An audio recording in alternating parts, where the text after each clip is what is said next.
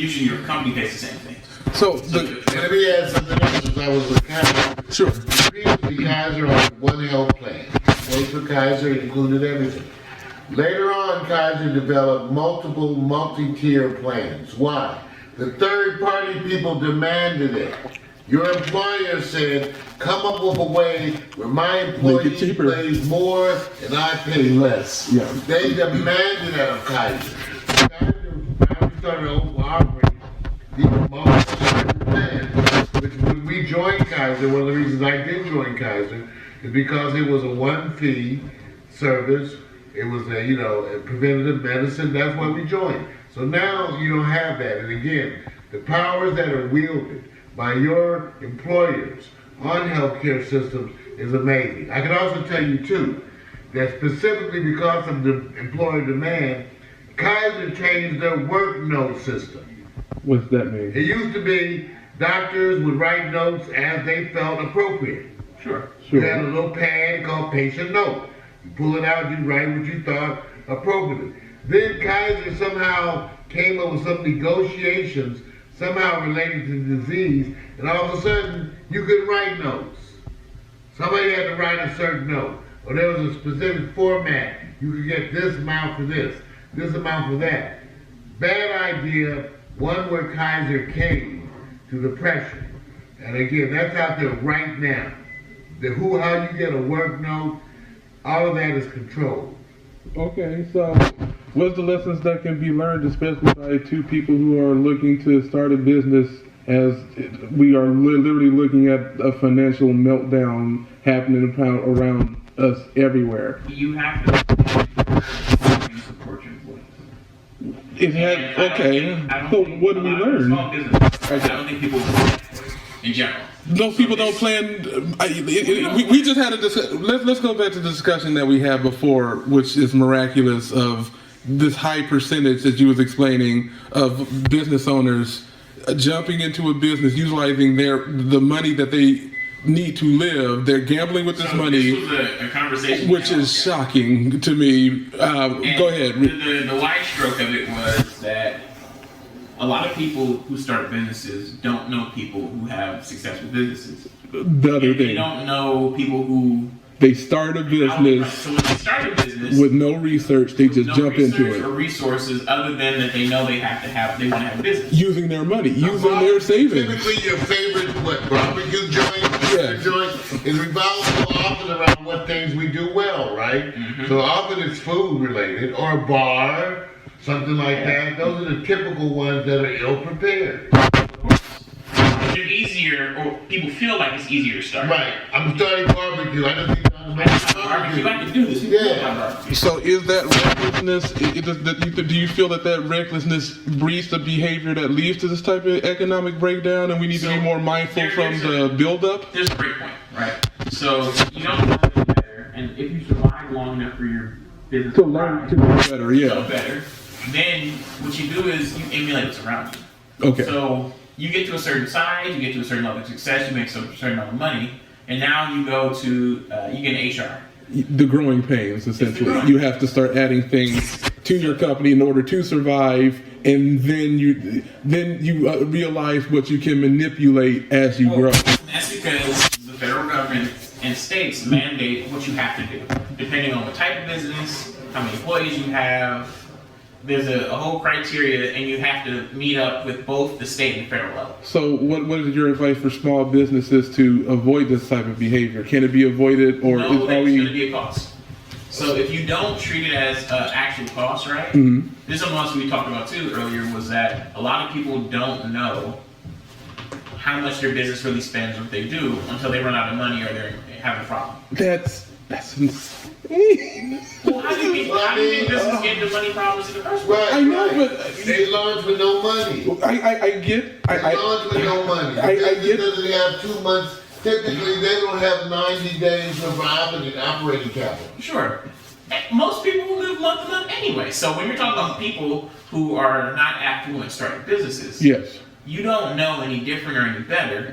So you run your business how you live your life. I think the numbers are that, and somebody else can check that to verify. So- I think it's 60% of our public lives paycheck. So we identified It's it. not surprising, especially in a place like LA. Gotcha. So we identified a problem. What should be the fix? You know that this is going to be a cost, and if you're going to do the thing that's right by your employee, the moral thing, Yeah. So you make that part of your business cost. So, as we were discussing, how important is it to look to putting moral values in your business if, by you said yourself, your competitors, the people around you will be willing to do immoral things to not only work against you, but probably put you out of business or whatever. So- Can that happen? So personally, Sure. How you are do you? nothing other than your word and your reputation. Apparently not. That can't be true. Bayer still Well- is doing some evil shit, and that they keep their. So, Okay. Bayer is a huge multinational conglomerate. Thank you. Correct. Bayer Yes. owns markets, Yes. entire markets of medication. They own it all. So the question is Monsanto, that right, which is one of our bigger Can you- companies, Bayer bought them. Yes. Lock, stock, and barrel. yes. So the question is does growth equal? Do you steer towards immoral as? No. How do you See, like steer I said, away from The it? question is, do you have to cheat to win? That's what you're sort of asking. It seems that way, kind of. You're Yeah. asking, do you have to cheat? Yes. If You have to pressure employees. And, if you're going against people who are willing to stab you, are you not supposed to stab? So how do you stay clean? It depends on who you want to be. But it's your business. Your business can be No. okay. It is your business. Yes. But it depends on who you personally want to be. And this is entrepreneurs and small businesses we're talking to here, right? Yes. You have to know who you are. Gotcha. And if all you care about is making the most profit, getting the fastest buck, you don't care how and what you do, you're not taking it from a moral perspective, you're not going to do the moral thing, Okay. which is the right And- thing by people. And do you think that's how we got here now? Was that was the path that led us here? So, partially, right? So you're talking about, No, I'm just saying, but by the fact that we led our businesses to practice such cruelty towards labor and the workers by giving them less when they deserve more, it led to where we are So now. yes, How did we get here? so part of it is, there's a couple different mantras, right? Sure. It's that, I'm not saying that this is No, something I'm- we can solve. So there's a I'm couple bless you for different business trying. mantras, right? Sure. So you have profit over everything, right? Yes. People trying to make money no matter how, make it work, cut the corners, do what you have to do. If you don't get caught, it didn't happen. Those kind of people. Yes. Those people exist in the world. That's a type of person. I feel they made that the industry standard. It well, became the corporation is by law. Yeah. See, the corporation is because if you go looking back in time, there was a corporation. Just because it's law doesn't make it moral. That's the I get you. I get you. By definition, But it a steers corporation's not towards allowed to be moral. Yeah, that's the point. That's my point. You're not allowed to be moral. Being That's moral, everything steers being towards you. moral Okay. It's a choice, right? It's a social choice. Sure. Corporations, by law, tend not to be moral because they're made to be selfish.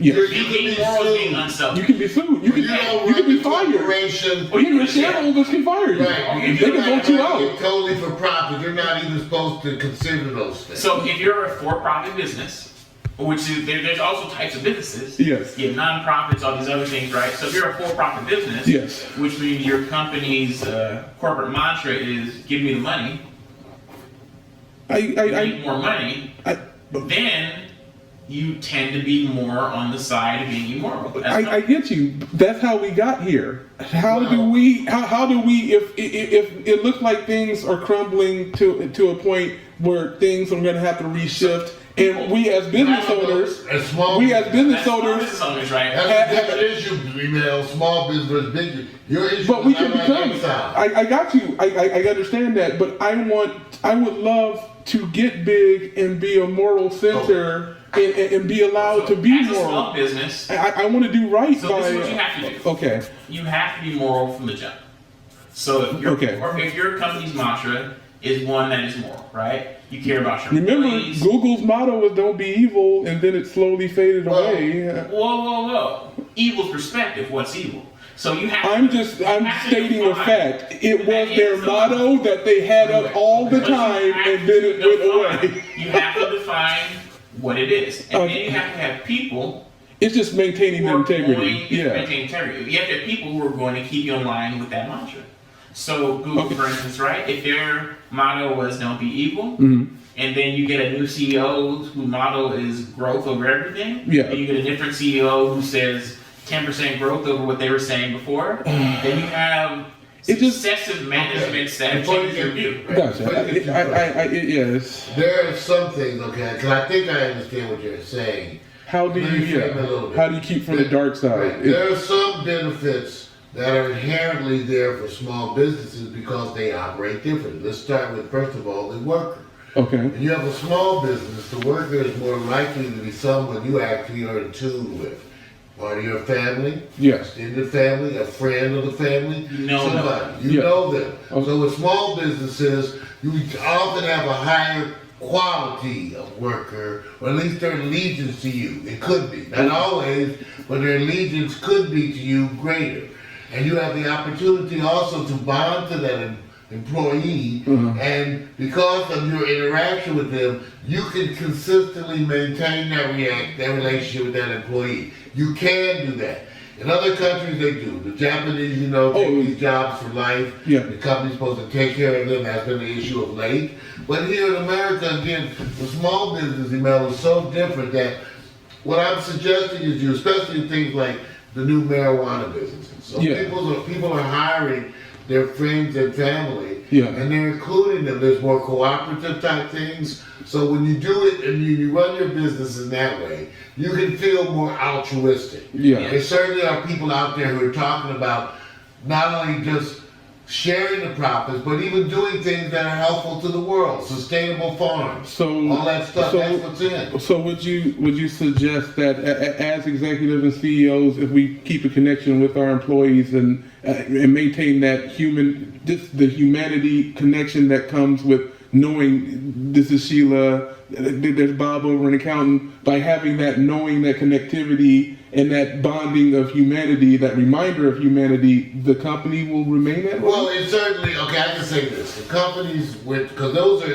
used to add functionality to existing structures. In other words, they tell people, get to know get to know, I think everybody that's gets the to point. bond. That's one of the They learn that. As a PA, that was one of the biggest experiences that I had working at the closer, was the fact that you could not walk around without knowing a human being Right. there. And it was lovely knowing the writers, being able to say hi, being able to work in a tight space with my colleagues on a daily basis, and we got along. They hired on a seemingly nice person basis, so everybody was kind and lovely, and I just that atmosphere affected me so much that it was like I have to get this. I now see a standard. We cannot move beyond this standard of making an atmosphere that is human, that we But can that's close. from the top down. Yes. Okay. Like, for example, in Kaiser, I can tell you Kaiser again. Uh-huh. They found out in Kaiser that you were pissed off before you got to the doctor. You got pissed off with the receptionist. Oh. You got pissed off. Standards They line did check studies, in. right. They did studies to say by the time you got to the doctor, you had been pissed off by the receptionist, nurse, Parking. and all of that. So they started talking about the patient as customer. That was a slogan. What they year were was talking this? to the doctors and the nurses. How long ago was that? This is kind of over here in the early 2000s. Okay. Because we did the whole electronic medical record thing. Okay. There was a big push about the patient as customer.